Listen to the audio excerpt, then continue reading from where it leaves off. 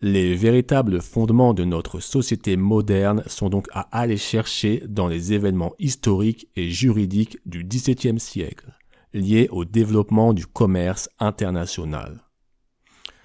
Le monde anglo-saxon, avec la création de la Royal Navy et la constitution de la Compagnie des Indes orientales, va finir par dominer cette période et largement dépasser les autres puissances européennes maritimes. Cette victoire sera l'origine de la domination mondiale du monde anglo-saxon, et ce jusqu'à aujourd'hui.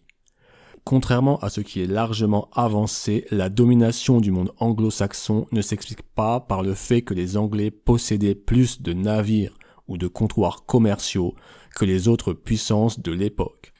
Les Français, leurs concurrents directs, disposaient également sous le règne de Louis XIV d'une grande puissance navale, expérimentée avec de larges accès maritimes.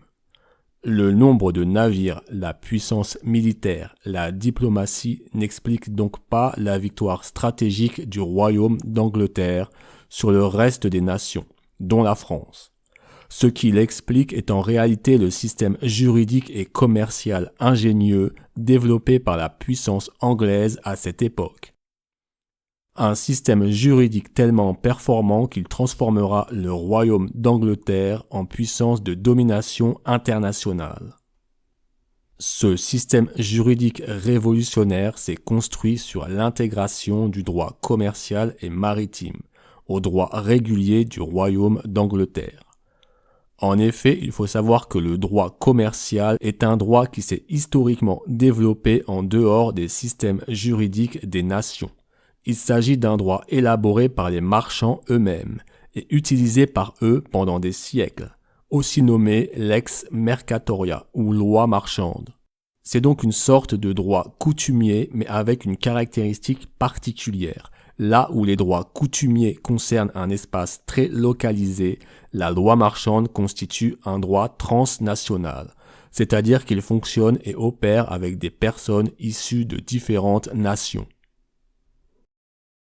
Il s'agit également d'un droit qui profite de l'espace particulier qu'est l'espace maritime, une forte proportion du commerce se déroulant par voie maritime. Sur mer, les situations étant beaucoup plus volatiles et impermanentes qu'au sein de l'espace terrestre, ce droit implique des concepts très spéciaux, jusqu'à paraître parfois étranges. Et c'est cette étrangeté qui favorise l'incrédulité des individus qui entendent parler pour la première fois des concepts issus de ce droit maritime.